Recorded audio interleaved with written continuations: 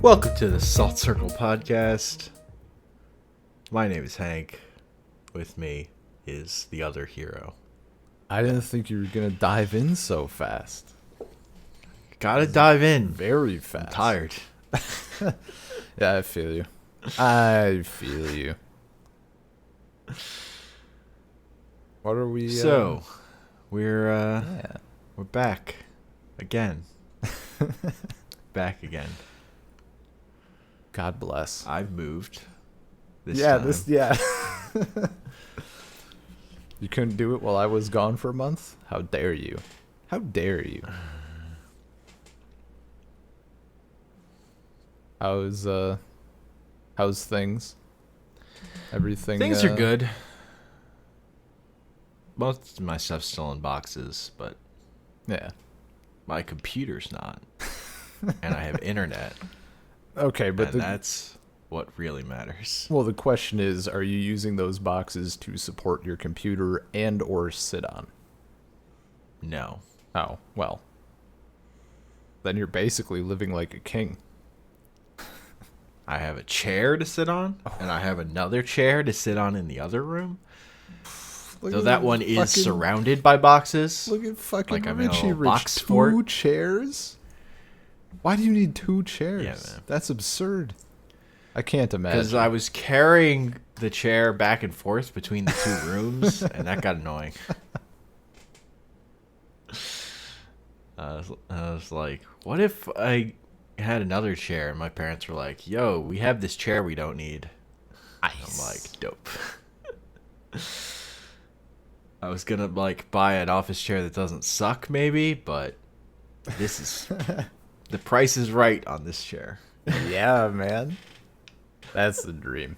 That's the dream I lived when I was still in America, and I had all this old furniture. Yeah. Now the dream is dead, and my apartment is bare. Like most of my silverware I'm using is like our old camping silverware. Hell yeah, dude. I feel that. I feel that so hard. Literally all the silverware in my apartment was like my mom saying, "Oh, we have all these old sets that we don't use, and it's just a bunch of mishmash trash." But it doesn't matter. Yeah. Some of it is actually stuff we used to use, but it had this part that would just this plastic on it that the washing machine kind of wrecked. Gotcha. But I don't have a washing machine. I'm washing everything in my hands. That so was that's fine. that was my next question. That's not a deal breaker for you? You're good with that? No. I'm fine with that. Okay. I'm not eating like things that are hard to wash. Yeah. I like, in principle, I'm fine with it. In practice, I realized that I really enjoy dishwashers. I don't know. I think when it comes to cooking stuff, like a mental thing, I like to just throw the big pot in the dishwasher and call it a day. Mm-hmm. After gorging Even when I had myself on. We had a dishwasher. I usually wouldn't put the pots in there, just plates and stuff. I mean, if you care about your pots, that's probably the right choice. I'm used to cleaning that pan. Gotcha. I'm very used to it. Yeah. It's been like 100 years. It's been a million years. It's been so long. What are we even talking about? I've today? traveled for so long and so far. I feel like there was a far line there I was searching for, but I just couldn't find what I was looking for. We're talking about A Barrel of Laughs, Vale of Tears, which is a children's book by Jules Feiffer. Yeah. So I'm in Russia, and my copy of the book is in America. So I couldn't. I did read it. Like, I went through it at the appropriate time, and then that's about when our entire schedule went to hell. I remember most of the plot points. I think I think my biggest thing is going to be names. So if you want to do like a rundown of the character list at some point, maybe like with the brief summary or something. There's Roger, our main character. Yeah. Who, whenever he's around people, they uncontrollably laugh. Which sounds like hell. Because he's... When you think about it. Imagine not being able to stop and you're gasping for breath and crying. That sounds miserable. I mean, it's literally, if he can't be around people because they will die. Nothing will get done. They will not eat. They will all die if he's around people. It's actually a problem. Yeah. But he's just so white and privileged. Oh, no. He doesn't know any better. He knows nothing of suffering. He has no idea. He's a little prince boy. Yeah. And there's the second character introduced to, the hunter. Right, yes. The other most important character in the book, who the author says his name is Jack, and then he says, "Hi, I'm Jack. Tom." Yeah, yep. Yeah, he just constantly is. And that's, I mean, we can probably just, with those two. Honestly, my favorite thing is when, the first time when he's like, "Mr. Hunter, you can go now." He's still laughing. "Sir, this is a Wendy's." Basically. It's so good. There's the king, whatchamacallit, Roger's dad. Yeah. Who says he just can't say the right thing. Yeah, you can't figure out like how to you can't find his words like ever. Yes. Just always says the wrong thing and says the wrong thing many times before. It's like it's a Porky Pig problem. the classic Porky Pig. Yeah. Except he goes on for much longer. They were, you know what? Yeah, we'll get there. We'll get there. Like his one speech, it's like half a page of him it's real trying to say things. Yeah. Roger, I kiss you, Mary such. I mean, I miss you very much, but when you're around, no done gets work. Yeah. I mean, no work gets done because body every's laughing. There was that page was, I mean, it's a very thin line that was walked. It's a very silly book. That part was impressive because if it had gone on for even like another sentence longer, I was going to lose my shit, but it didn't. So it's perfect and it was great. Just that real narrow area. No, You need a cooler, wiser sled bed. That is head. I'm sending seed to you, my gizzard lizard blizzard wizard. Yeah. There's, so this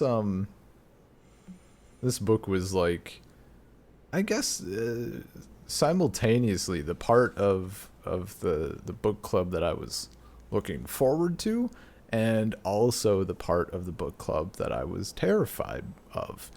And that was, what if Hank brings a book to the table and it's just not my thing at all? Like, I mean, I'm just the type of person where, despite the fact that I know everybody can have their opinions, I would still feel bad. But, no, this book was fucking great. Like, it was so good.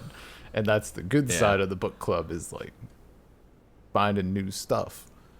No, it's... I mean, I already brought Daniel X to the table, so I'm pretty sure... The fear was incredibly justified, yes.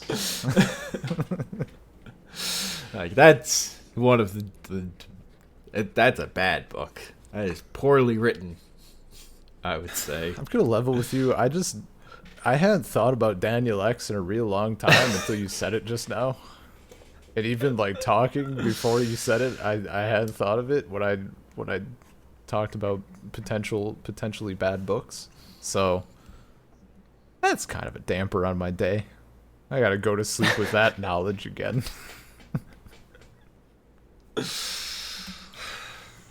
There are more of those books. Fuck, You can do I another just realized something.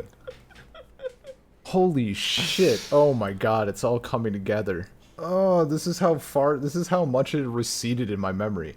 One of the student that I tutored, the first student that I tutored in Russia, 14-year-old kid, one-on-one, so I would just go to his family's apartment. Pretty nice family, quite well off, well traveled, all that shit. His mom was like obsessed with elephants. I'm talking elephant t-shirts. I'm talking her thing, like when she would go to a different country, or was it country or notable city, she would get like little ceramic elephants. And so there was like a display case like filled with elephants. There was like a little elephant statue near the TV. Shit. So she's an elephant nerd. You know she owns a couple copies of, what is it, Water for Elephants? Jesus. I never even saw the signs. She loves the movie The Elephant Man. This explains so much. It explains so much, like how she would start talking about how she was the smartest in every subject.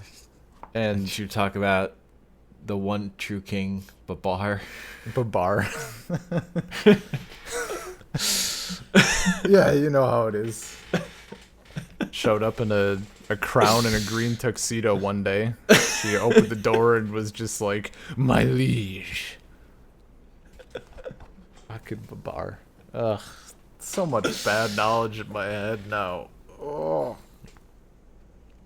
Well, I guess it can only go up from here, which is, not a bad thing.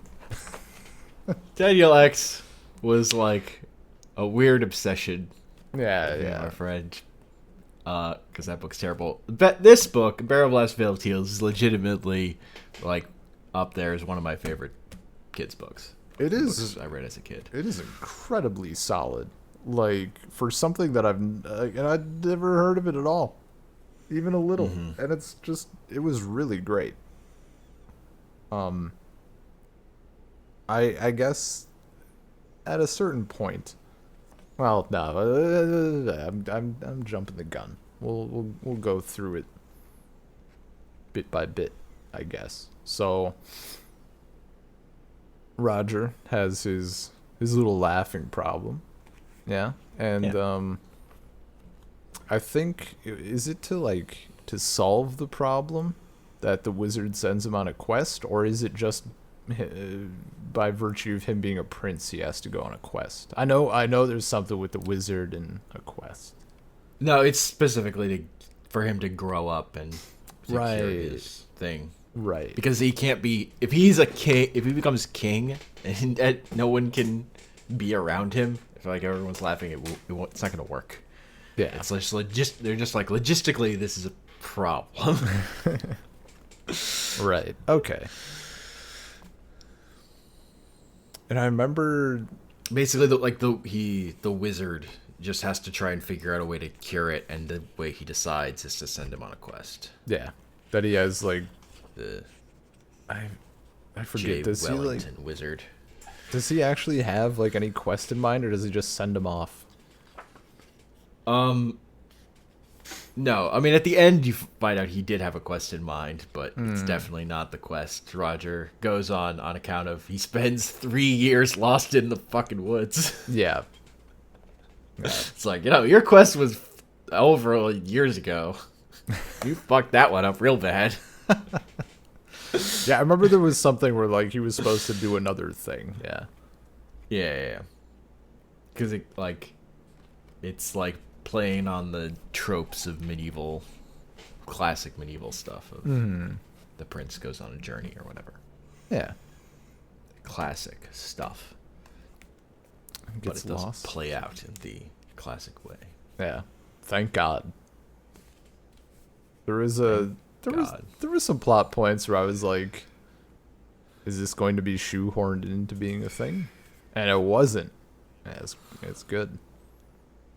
And just, yeah, I don't know. The writing is really, really solid. Like it's a kid's book, but I don't know. Like I read it for the first time, and I fucking loved it. Like just it's fun, it's nice, and Yes. it's not. I guess the closest word I can think of right now is like condescending. Like it's not like I don't know, it's not stupid. Like it's the best way I could describe it. Yeah, it's assuming a level of literacy because it's like breaking all these rules and doing things and playing with the form Yeah. in fun ways. Yeah, for sure. And I really like when Roger says no problem and Jay Wellington's all annoyed because he's like, no problem will not become a figure of speech for 600 years. I hate it when books and TV and movies do that. And Roger's like, what are movies? What's TV? Forget it. It's just so silly Yeah, and on point. he breaks a lot of walls. Yeah. Particularly with the character of the hunter, who's supposed to be Jack, but is Tom. And to also like what does he do? So Roger gets lost in the woods, and they're Well, it's like a special woods, first he meets the hunter on the like the beginning of his quest. right? I thought he met the hunter in Well, the woods. He meets him outside of the woods because the hunter's introduced as a character for just to encounter Roger to show off the laughing thing. Right. It's just an example. And then but then he he just sticks around. Yeah, the author asks him to. He's like, yeah, you could dip, and then instead He just does leave. He won't leave. And then later, Okay. Roger encounters him again. It's like the author's like he was supposed to encounter someone else, but since Tom is here, this is who he encountered instead. Gotcha. Like, just the phrasing on it. Said the man who, though no longer a hunter, but still in this book, should have a name. Because he gives up being a hunter because Roger turns into any sort of animal. It's the whole thing. So Right. that he can be around people without laughing. He's a Yeah, magic yeah, bag yeah. of The transforming wizard. dust. Yeah, the wizard gave him the dust. Right. Yes. It transforms him into a random thing so that he can be around people without making them laugh. He should have a name. How about Jack? I am Tom, said the former hunter, who will not do anything I tell him. I just love that idea of a character in a book who just the author doesn't have control over him. He's just Man. he's just a force of he's just a thorn in his side, a true villain of the story. And I like Not a villain of the main character, a villain of the story. of the story. And like a character that's at odds with the author. Well, I mean, it's a concept I really enjoy, but it's hard.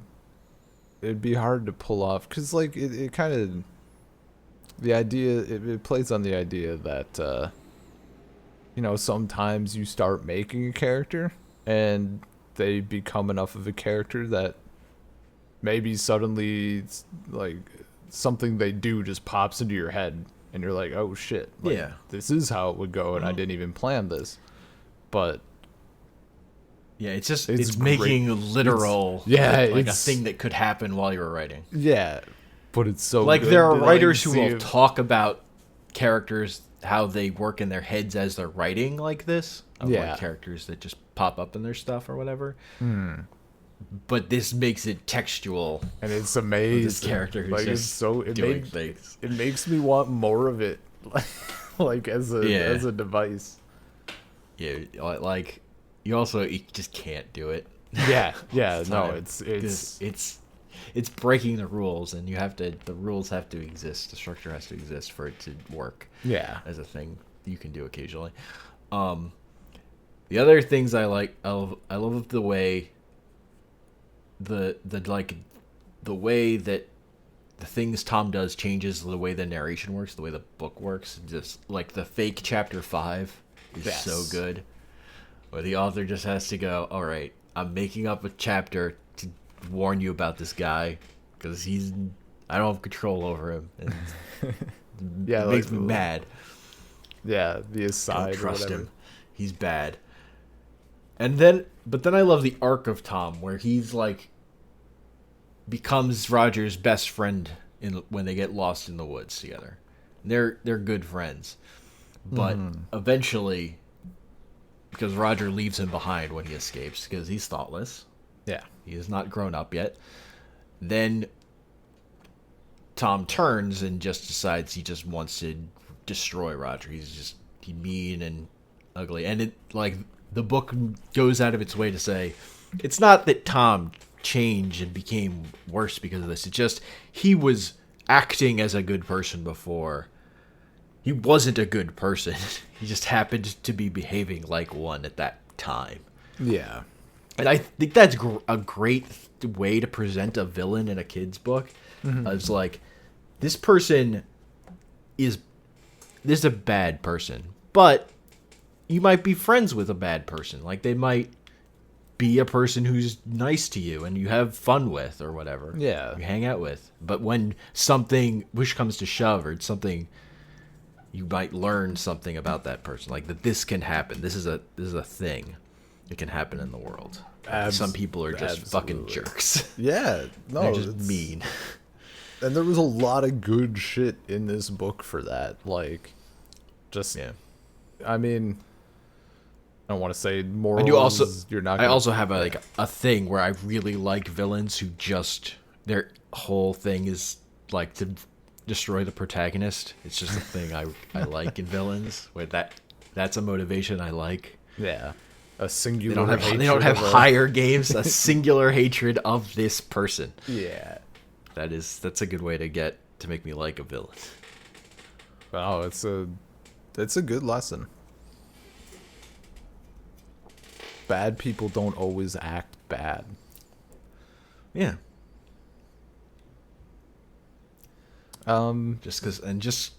Yeah. If I remember right, he gets out of the forest by like walking backwards, right? Yes. Yeah. Yes. And he doesn't think to tell anyone or go, because he winds up in a whole different trap after that, and he does it not knowing it's gonna work. It's just he tries it, and suddenly he's out of the lost woods. Yeah. And then he's into also yeah. I love that he's in those fucking woods for 3 years. Yeah, 3 years. Just chilling. It's just the wizard's is so pissed. Like, yeah. God damn it. This motherfucker is still he's still in this first part of the quest. Well, and that's, yeah, doesn't having a ball. Doesn't he, like... He cuts off the magic dust. He cuts him off.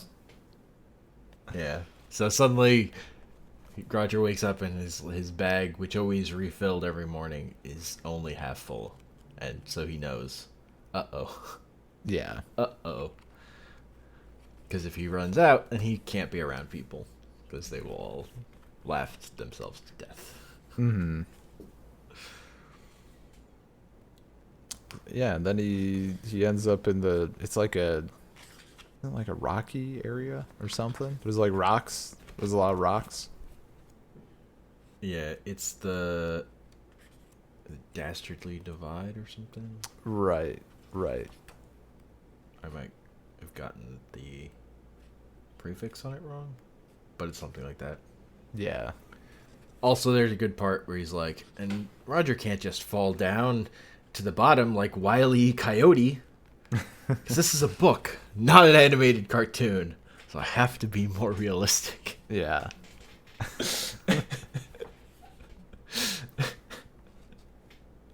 Man, there was I think there was. I don't know where it is. Maybe we'll get there. Wasn't there like a reference that kind of dates the book? Like he talks about a TV show or something that was like airing at the time. Maybe I don't remember. TV show reference. I might have been. I remember the reference else. to other kids' books where he does a sick burn on James and the Giant Peach. Yeah, and then he does a sick burn on himself. Makes fun of his own Phantom Tollbooth drawings. Yeah. I think the only reason I recognize that is because I think before reading this you had mentioned the Phantom Tollbooth. Yeah, the Phantom Tollbooth is one of my other favorite kids' books, and Jules Feiffer didn't write that one, but he did the illustrations for it, and it has a similar sense of humor. It doesn't have a character like Tom, but overall it's silly but smart in a very similar way. Gotcha. Like Bear of Last Veil of Tears, the book he gets compared to is Phantom Tollbooth. So I remember the next character we meet is named Sarah. Sadie. Sadie. Lady Sadie. I was close. And She's plain spoken. Right. Is it? Yeah, it's just plain spoken. I remember that bit. Yeah. I just forgot. Yeah, how they do they call her like Sadie plain spoken or like plain spoken Sadie or something for a bit? Yeah, I mean, okay, it's going definitely the plain looking, plain spoken Lady Sadie. Yeah. Man, just has to.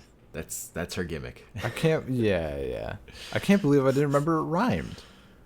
Of all things. You didn't read it out loud enough, I guess. I mean, not yet. I'm not gonna lie. Like, I finished this book, and I'm like, yo, this is staying around because I'm gonna read it to my kids. Like 200%. Yeah. And Lady Sadie is in service to Princess Petulia, who is allegedly so beautiful that she turns men to stone. Right. And there's a big thing about him explaining what allegedly means. Yeah, allegedly.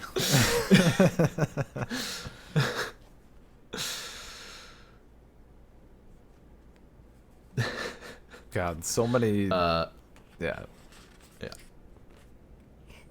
What were you gonna say? Doesn't matter. I don't know anymore. I'm surprised that's not a thing in the book. Just a sentence like trailing off like, forgot what I was gonna say. Something along those lines. That'd be good. It does have a now where was I, but yeah. Yeah, so let's see. She was also a tightrope. Lady Sadie was a tightrope walker. That's the little right random detail in there. So she always has a rope on her. Wasn't she like eating rocks when Roger found her or something? No, like after she pulls Roger up, because she has to get Princess Petunia's necklace back, which has somehow fallen off the cliff and onto his neck. Yes, right. Then they're stuck. They're still stuck in the Dastardly Divide, where they're just rocks. So there's no food, so they're just sucking on rocks for moisture or sustenance or something. Yeah. And we get the good bit of, let's say, he's talking to her rock and saying, you're not the best rock I've ever had. The one I had yesterday, oh, that was the best. You're not the worst either, but you're not a rock of the first order. Second class rock over here. Yeah, fucking basic bitch. Yeah. And then Roger compliments her, and she's like part annoyed because, you know, it's going against her plain brand, but also she kind of likes it. Oh, yeah. And that's when the shipping started. Well, and then after that, then they're spend 2 weeks chewing on rocks, and they're about to die. Yeah. So they end up using the last of the dust, the transforming dust, to try and escape. And Sadie gets turned into a leaf and blows away. And Roger turns into an egg rock mound of clay thing. Mm-hmm. It's very heavy, not going anywhere. So he rolls himself off the cliff because he's got nothing else to do. And lo and behold, he then hatches into an eagle. Yeah. That bit I remembered. I remember him being he's an eagle for a while. Yeah, I remember him being a giant bird for a good chunk of the book. I didn't remember the origin of it, but yeah. Doesn't he get like worshipped by a town or something? Yeah, he goes to the Valley of Vengeance. Right, Where everybody's just always getting even with each other and burning down your neighbor's house, and then you come home only to find your house has been burned down. People are just stealing each other's livestock and their children from each other. Gotcha. They're just all mad. And Roger starts helping people, and turns out over time people are just like stoked. They're like, yo, this eagle is awesome. Kids are just like, yo, let me fucking fly. Pick me up and throw me again. Yeah. Local village hero. Yeah. And that's, So, when he left, he'd left Tom behind, and Tom had just gotten fed up after waiting for a while. He got very angry, and he walked out of the book, as he was, always supposed to do. But now it's just a thing. So now it's just a thing he can do on his own. Mm-hmm. And he walked into the book at a later point and found himself in the Valley of Vengeance, and he was stoked because he's now fully mean and just wants to get even with Roger. So he has an encounter he tries to shoot down this eagle that's making everyone happy. Yeah. Fucking happy people.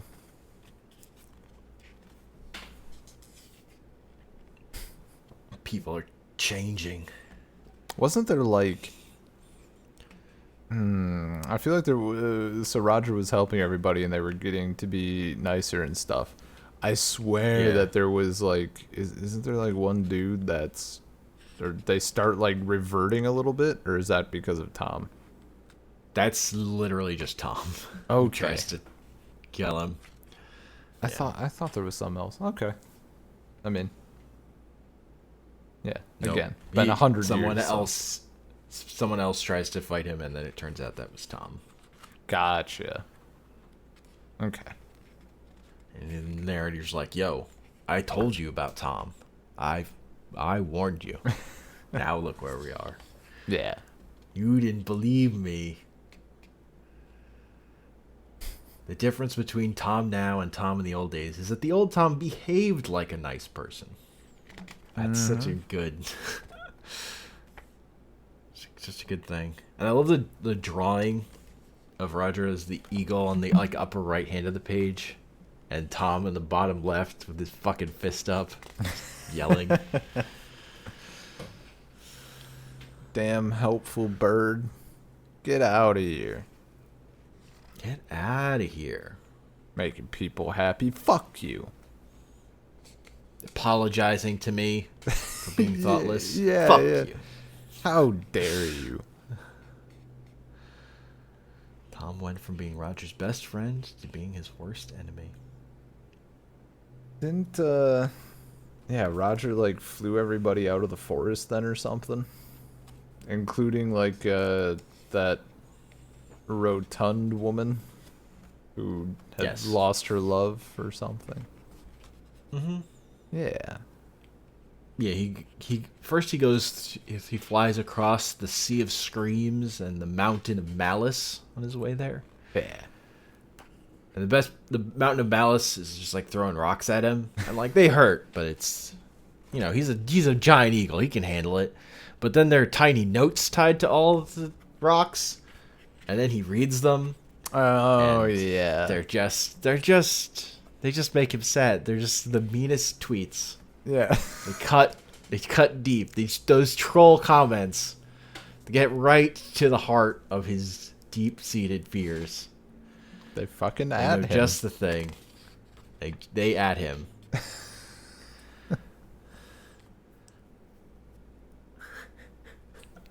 Didn't even ask. They It just puts him in a very, very bad mood. they just went right into his DMs. He starts dying. Yeah. Yeah. I remember that now. He broods. Yeah. Gets all Because he's a bird. yeah. So he can't cry. He just broods. And then he meets Andrew, who's the husband of Fat Lucille, Yes. who's been looking for her for 30 years. Yeah. They were playing hide and seek, and she went into the forest, and he never found her. The greatest hider. Yeah, and she was like thin, wasn't she? Like she was Yeah. pretty And then she petite. got sad because she was stuck in the forest, and she ate and ate and ate. And the drawings, she's a little thick, she's thick, she's like the whole page. She a bowl of oatmeal.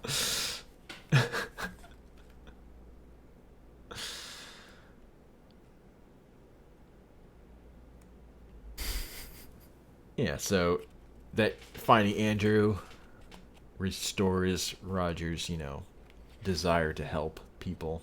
Yeah. That things are, I mean, it's life's worth living. yeah. It's a big quest, 30 years. Yeah, It's a good he's found a quest. He has to help these people he abandoned. yeah. I mean, unintentionally abandoned, but yeah, nonetheless. Thoughtlessly abandoned. Yeah. Yeah. He figured a way out, and he didn't tell anybody. Mm-hmm. Then we also meet Dovine the Serene.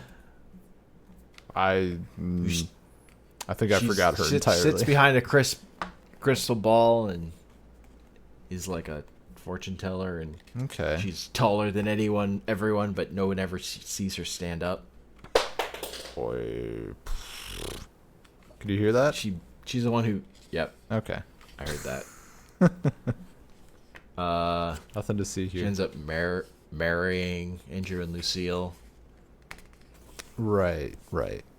and then she and Roger have a talk, and she's like, she knows who he is, and she tells him to wait, because one of the bad tweets told him that Lady Sadie was dead, so he just took it as a fact. I mean, rocks don't lie. No, dude. If someone's adding you, you gotta believe them. If it's on the internet, it's true. They don't let you lie on the internet. You can't just at someone with Texts. false information. Yeah. That just doesn't happen. So then he, goes off to find her, but while he's flying over the ocean, he turns back into a human and then almost drowns. And then he gets the kiss of life. The fucking weirdest description of CPR. Yeah. Somebody was kissing him. Why was he spitting water at her when she was nice enough to kiss him? A stranger. She kissed him. Water streamed out of his mouth. She kissed him. Water streamed out of his nose. She kissed him. He remembered he was supposed to be doing something. What was it? Something besides spitting up water. Breathe, the software said. Ah, that was it. It's like, this That is a description of CPR. Weird one. But it turns out the person who's rescued him and given him the kiss of life is Princess Petulia. And also he looks at her face and doesn't turn to stone. And also they're on a raft that is the giant that kidnapped her, who's like at death's door. And the ocean. And also she kidnapped herself. And the ocean is And the tears. ocean they're in is the Valley of Tears that she cried for being sad for the first time. Because the giant was dying. It was. And she couldn't get enough fish in the tiny... She needed a bigger river so she could get more fish to feed the giant. I thought it was the giant's tears for some reason. But yeah, that makes more sense. No, it was hers. Because she wears a veil. But then she was crying, so it was her veil of tears. Oh, hey, yeah. Okay. And there's a big picture of just tears streaming out of her face. Yeah. In case you didn't get it. Yeah.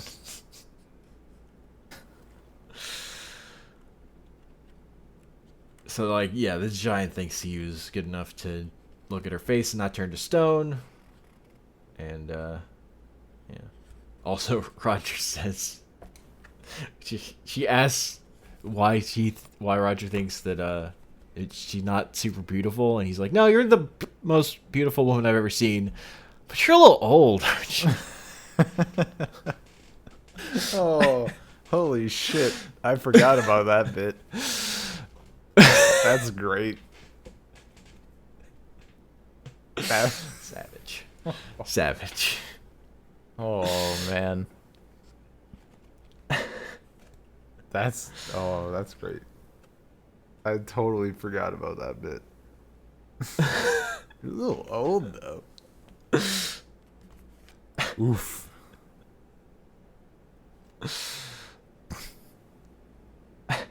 Yeah. So then he finds out that Lady Sadie is not there. She was there. Right. Did find its way there, but now she's been kidnapped herself because she disguised herself as the princess when they were raided, and it turns out she was kidnapped by Tom. Tom has kidnapped her, thinking she was the princess, but and that was Roger's quest, so that he could draw Roger to him. Mm-hmm. So he ends up being right, but for the wrong reason or whatever. Yeah. Man, yeah, I think bits of this are coming back to me, but I think, yeah, from like that point, I remember some of the biggest bits, but exactly how the order of things ends up being is kind of where I'm getting murky. And, Roger, he's matured a little bit. He's calmed down a little. He wasn't angry enough to kill Roger. He was over that. But he was angry enough to defeat, mortify, and humiliate him so that his future would be bleak and his life in ruins. That struck Tom as the more mature approach and just about as satisfying. It's so good.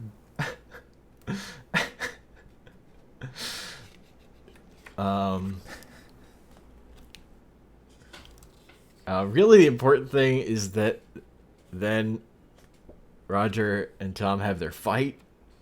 And it's like, it was a terrible fight. Like, and then the scenario is like, it was a really bad. Like, Tom is just out here not hitting Roger, and Roger is just standing there, not moving.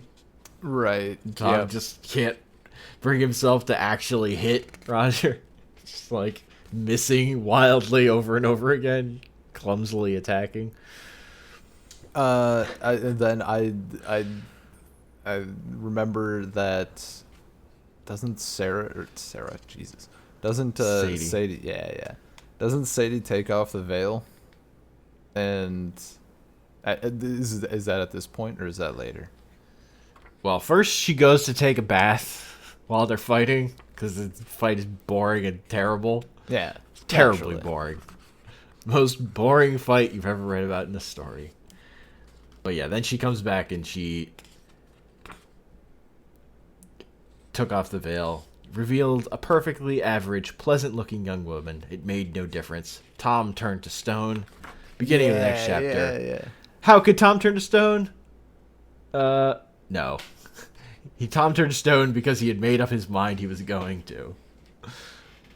He's just like convinced himself this is what will happen, so this is what happens. You know. Then doesn't it like he stays that way until he realizes that he doesn't have to, and then he just kind of stops Until he realizes he gets hungry, and he's like, "Wait, stones don't get hungry." Right. Oh man, I'm amazing. I turned back from being stone. I'm a hero. And he leaves the book very satisfied with himself. Jesus. Some Douglas Adams stuff. How do you fly? Just forget that you're falling. Yeah. Works every time. How do you turn back from being turned into stone? You just get hungry. And then, having rescued Sadie, he goes back to Princess Petulia, who is like, because there's the princess thing, so clearly he would rescue her and then they would get married. Like, that's a given. And then they have this conversation when he comes back. She goes, "I've come to know you as a good man with a kind soul. I'm honored," said Roger with a sinking heart, because he doesn't want to marry her. "You are a true friend," said Princess Petulia. "I am honored," said Roger, deeply depressed.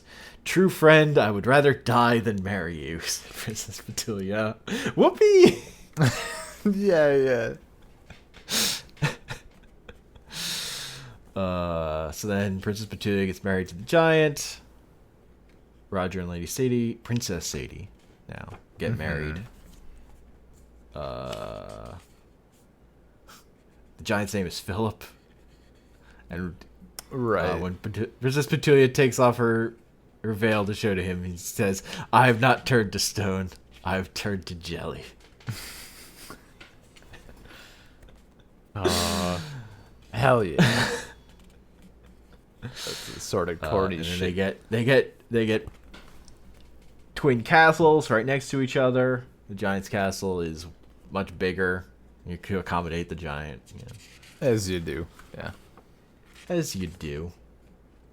And then we get the wizard thing of Roger's like, "Did you know I nearly died on your quest? Best thing that ever happened to you. Did you know that I nearly failed? You did fail. The quest you went on was the wrong quest." Yeah, does he tell what the original one was? I forget. You were supposed to marry Princess Daphne. It was not nearly as right for you. All in all, I think you did brilliantly. That's so good. Yeah, you totally botched it, but like it worked out. Roger decided that in his lifetime there would be 12, 100 more quests of all kinds waiting out there to be found. But where else would he have found this woman, or this child, or these friends? Yeah. Sweet little. And also people stopped laughing around him because he grew up. Yeah. Yeah. And Princess Sadie became less always plain spoken. Sometimes she was plain spoken, sometimes she wasn't. Yeah. She became a more nuanced human being. Most of the time, she'd just be charmed by Roger, and sometimes she would kick him. Man, it was such a good book. It's quite good. Quite good. Very funny. I think has a really good central story, a good villain. Lots of kids book of good morals that I think are maybe I don't want to shit on every other kids book out there, but like I don't know, it feels like this one had, maybe that's why it felt like not as condescending or something. Like it felt like the morals were a little more less in your face, or ones that you might not think about for a children's book moral. Well, it was trying to do more, it was doing more nuanced. It was doing a lot of complicated storytelling stuff, but it was also pretty emotionally simple in a lot of ways. Like, it clearly is still for kids, and it's trying to convey things, but it's like it's not too good to be a kid's book. It's not like, well, we can't just have simple morals where people have their happy ending or whatever. It's still that. It's just going about it in a much more clever and interesting way. Yeah. That makes it more engaging and more fun and less rote and stale and fucked up. So was this something that, like, I don't know, like back in the day, did your parents just like stumble across it and read it to you, or did you like find it yourself my mom read a it to little me. bit older? Okay. Well, like the Phantom Tollbooth was one of my favorite books. So this was like, there's a line to where you get to this from that if you're looking at Jules Feiffer stuff at some point. Gotcha. He also wrote a book, The Man in the Ceiling. Okay. Which is not as good as this, but it's also good. It's also a good kid's book. Also, Jules Feiffer is just a great cartoonist. He did like political cartoons. He's done a lot of stuff. Gotcha.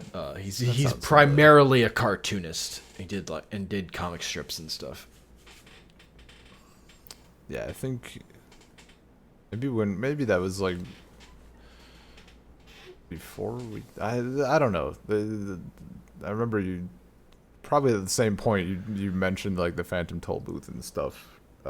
You had told me he was a cartoonist, because that sounds really familiar.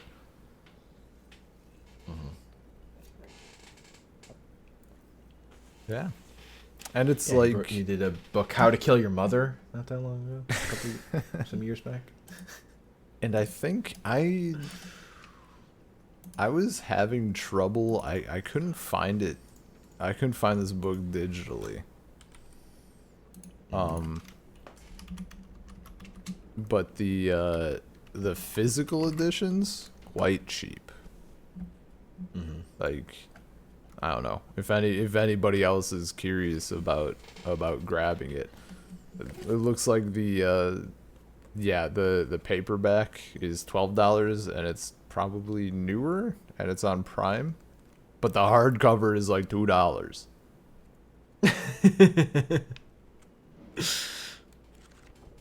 It's an absolute steal. So good. Oh yeah. Also, there's the great bit about Roger's mother being eaten by a whale. What? I forgot about And then that. there's out for a swim one day, she'd been swallowed by a blue whale. He missed his mother, but whales were his favorite mammal, and blue was his favorite color. So if you had to go, that didn't seem like such a bad way. Oh my god. After a while, Roger came to smile at the thought of the blue whale on that bright green sea, gulping down his mother in a red striped swimming costume, as if she were a candy cane. Jesus Christ. I had totally forgot about that part. Holy shit.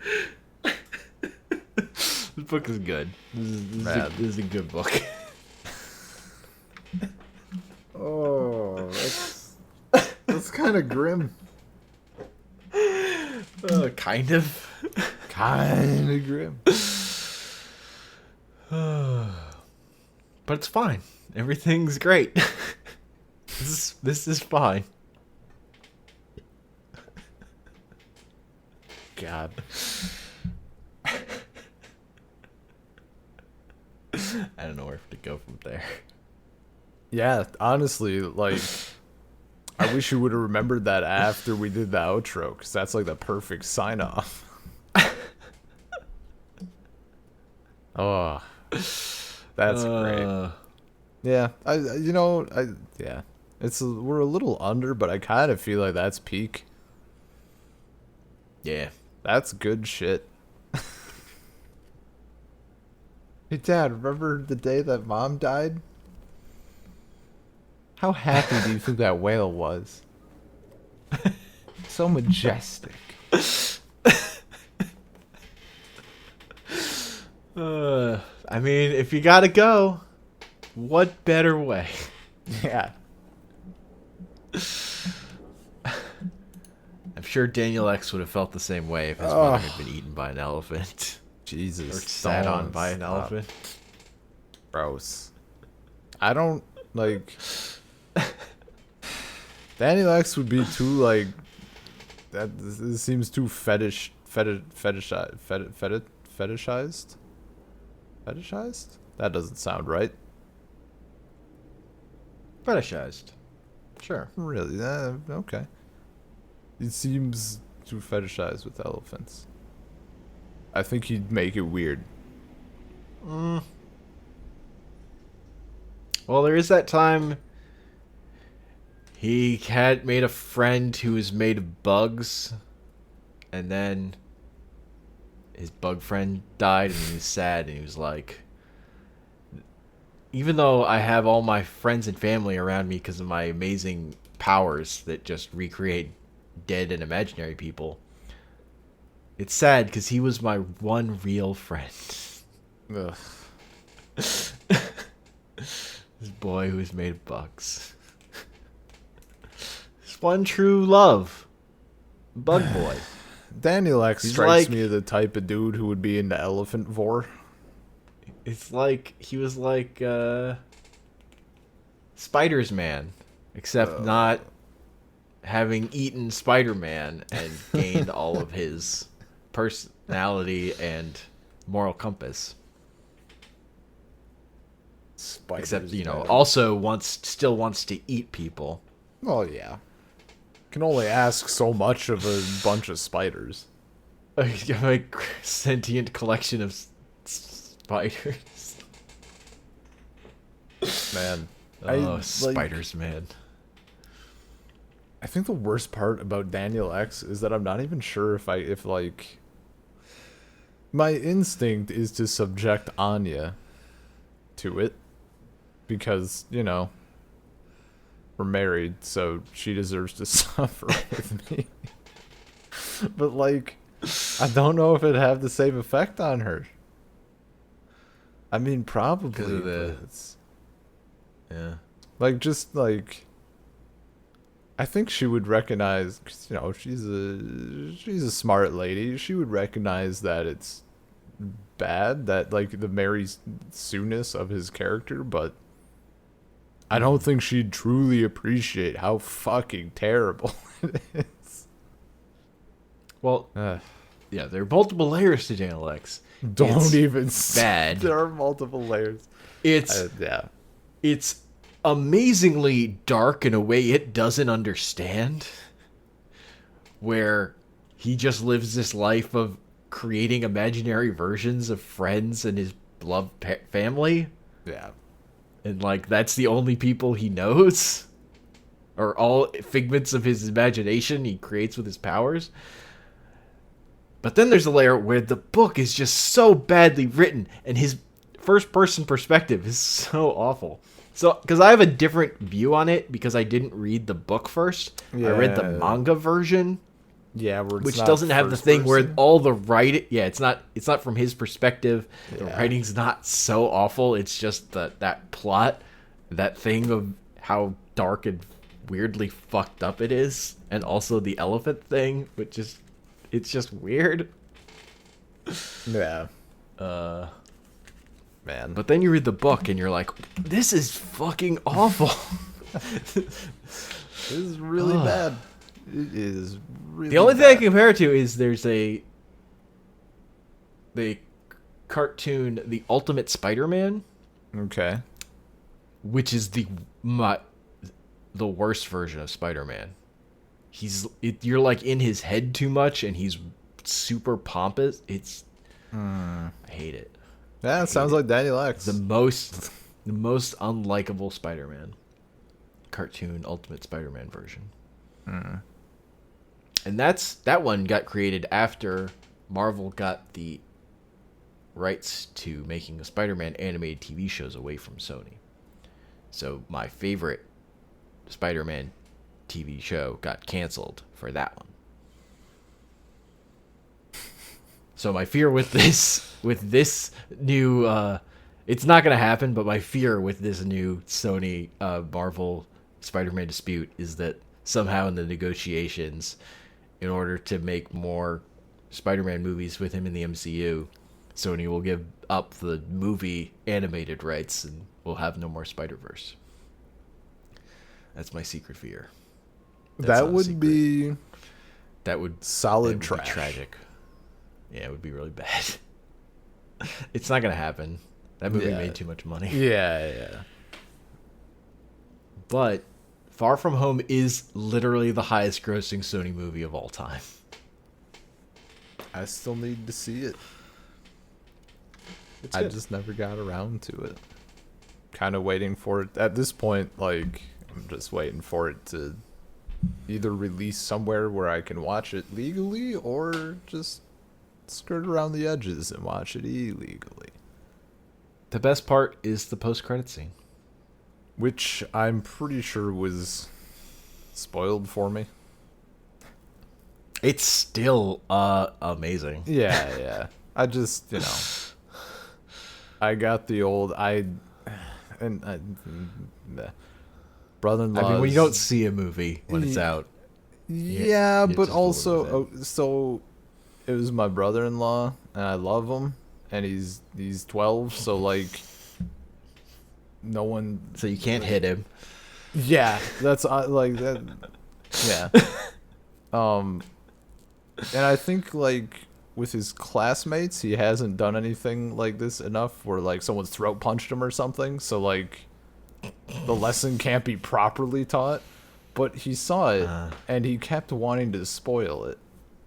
And he said like, "Do you want spoilers?" And I said no. And he like kept starting to say stuff. And eventually I got like angry at him a little bit. I'm like, "No, don't tell me anything." Blah blah blah blah blah.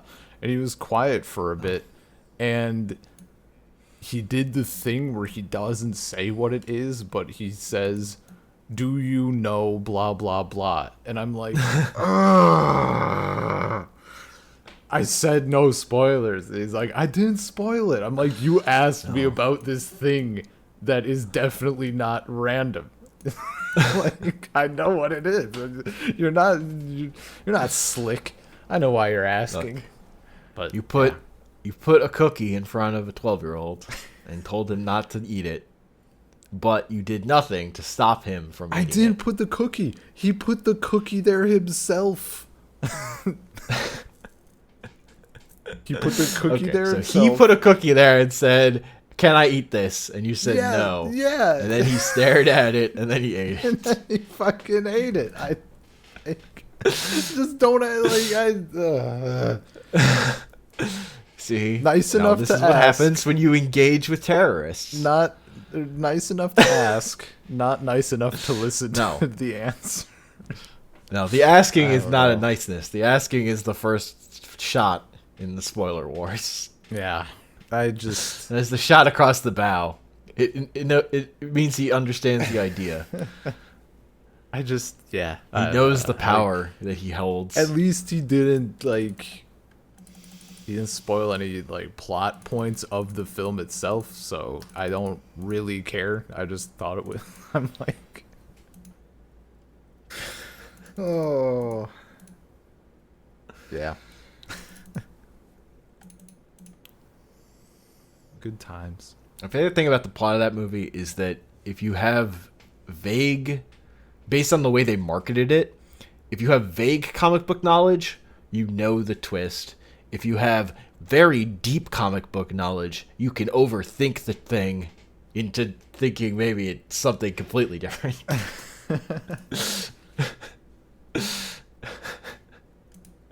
Man, what's her name is Mary Jane, though? Zendaya? Is that Zendaya? Yeah. Good choice. 10 out of 10. It's a really good choice. And that's what I'm, because, like, it seems like... MJ. She's technically not Mary Jane. Yeah. Okay. Fine.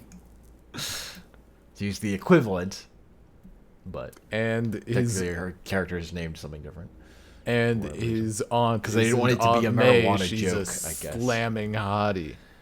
Well, whatever. Look, no, this has been a thing with Aunt May, is Yeah. as comics have gone along, she has gotten progressively younger. Yeah. Because she starts as the oldest woman in the world. Literally a skeleton, who if you blow on her too hard, she will fall over and turn to ash. Man. And then over time, she gets younger and younger. And it's partly because it's like the idea of Peter's a teenager, so this old person in his life has to be the oldest person. Yeah. It can't just be an adult. They have to be a fucking ghost. And then as he's an adult, you can be like more like, as time passes, more reasonable. Of like, maybe she should be like a character and like be a reasonable age for being his aunt, not his fucking great grandmother. This is reminding me, ever since our Spider-Man episode, I mean, not that it's not like I've been going out of my way or anything, but just, it's kind of like when you get a car and then you notice that, like, every other person on the road drives the same car you do or something. Like, you're more aware of it. Or like, yeah, you learn about something, you notice it more. I saw something and someone had made it, I think it was just on Reddit, because, yeah, it had to have been. Someone made a thread about, like, I think it might be unpopular, but I think that Spider-Man should always have organic webs, like web shooters or whatever. I'm like, that sounds like a bad plan. Let's see what the people have to say.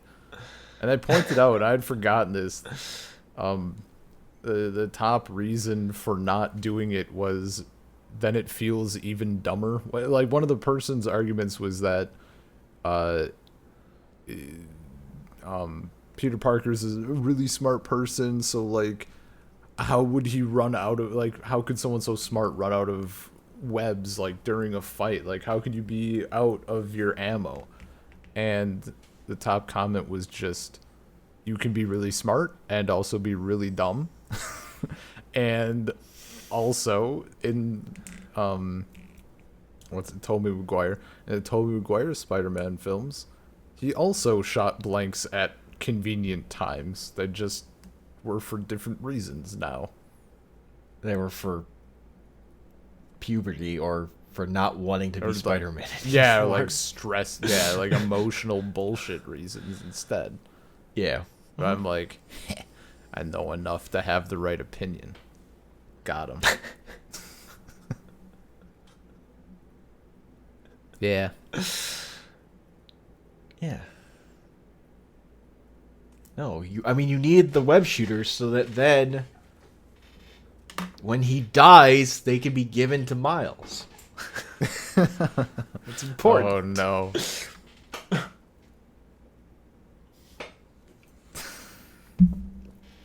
That happened in the Ultimate Comics. That's what Aunt May gives Miles Peter's web shooters. Because he died. It's hilarious that in Ultimate Comics they did a story where this is the death of Spider-Man, and then it was like psych, and then a year later they did it again, but it was like for reals this time. It's literally the same story, but this time they decided to stick with it. Well, it's all about timing. Stars weren't in position the first time. Yeah. They were too scared.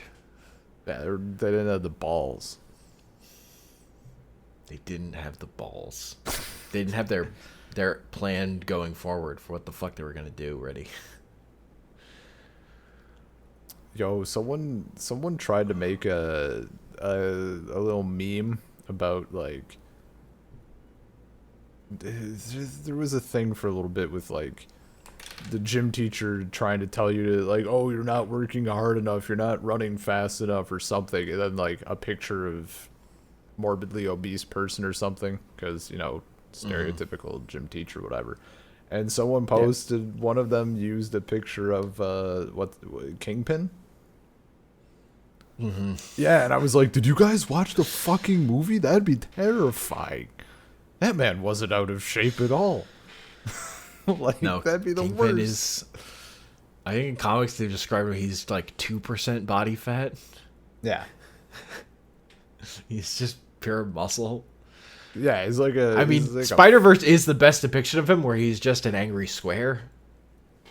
where he's what? Just an angry square. Yes. He's a geometrical shape that is just yeah. very angry. Oh, dude, it's... Yeah. I mean, that's like football players sometimes, though. Like...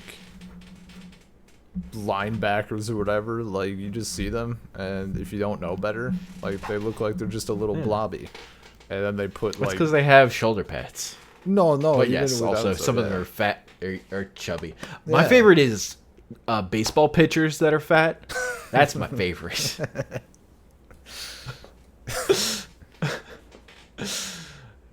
Bartolo Colon, who's super old, who's super fat, still a good pitcher.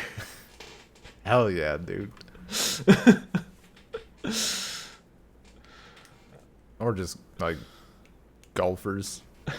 They have. I mean, I don't think there's any really fat golfers, but like the potential's there. Anybody can be a golfer. Man, I've never seen a fat tennis player.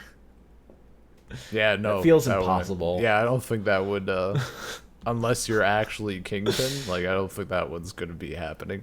I think you just sweat so much playing that sport. I mean, you could sweat playing golf. What if it's a little warm out and the beer cart hasn't come around yet? What am I supposed to do? It's not comparable. Absolutely comparable. Also, I don't see a lot of fat golfers, honestly. No. Fat golfers is not a thing. Or fat baseball players is a thing. Oh, yeah. The chub. Yeah, man. That belly fat. Gotta have those thick thighs. Thick thighs is very important. Jesus. Hips don't lie. You gotta strive to be what Sir Mix-a-Lot's saying about.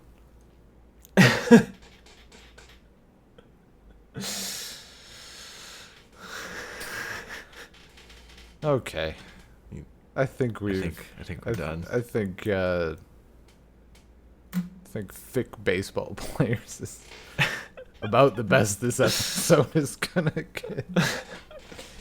So title? Thick baseball players. Thick baseball players. No, it has to be more clickbaity than that. Thick baseball players handle strong wooden bats. Wink face. Wink face. Thumbs up. Something with balls. OK symbol. Catching Arrow pointing versus at the OK symbol. Catching or pitching.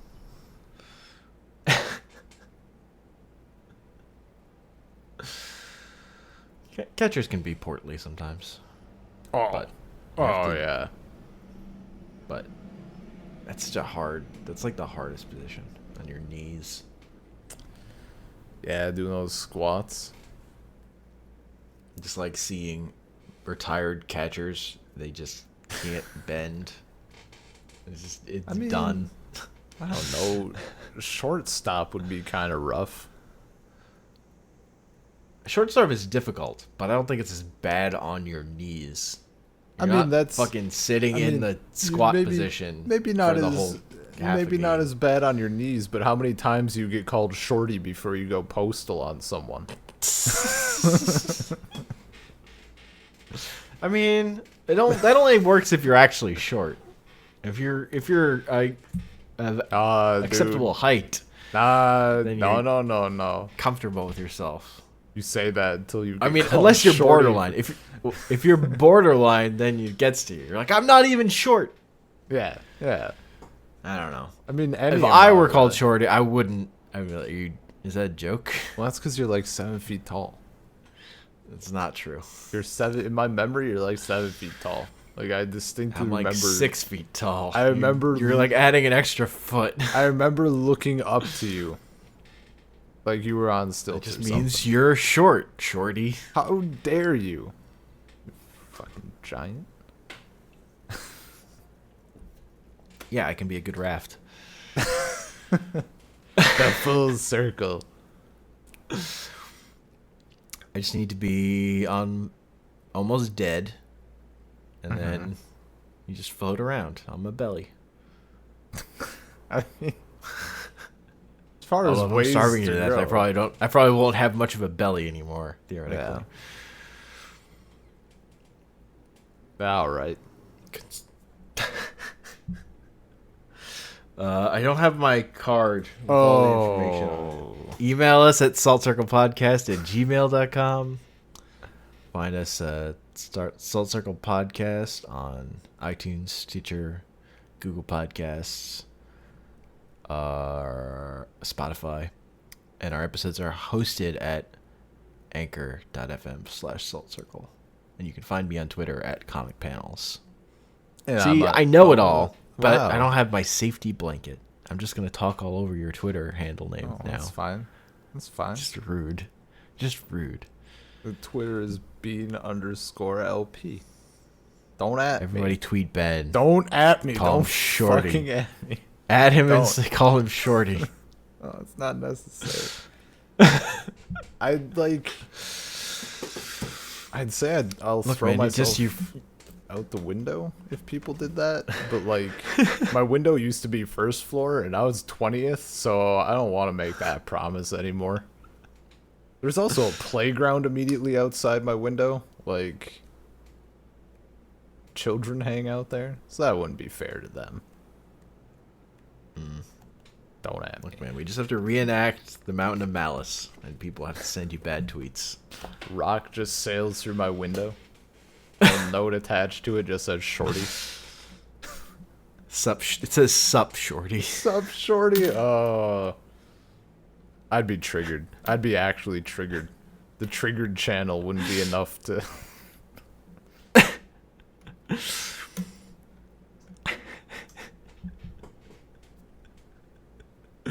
Well, we read a good book. That was a good time. Yeah, we did. Turns out there are books that are good. Sometimes I don't believe it, but it's true. Well, yeah, after Daniel X. It's a lot There harder. are a lot of bad books. It gets harder They're- to put faith into that. just- I medium. feel like it's not made clear enough, often enough. There are a lot of bad books out there, guys. Well, A lot of bad books. Blubber. Just garbage. Judy Bloom. Putting Blubber. on this paper. Terrible fucking book. Just because something's on a book doesn't mean it's true. Yeah. Moral Don't, story. I mean, especially in the age of self-publishing. Ugh. And don't trust anything that you see that's on Forbes.com. They let fucking anybody put stuff on there. Literally anyone.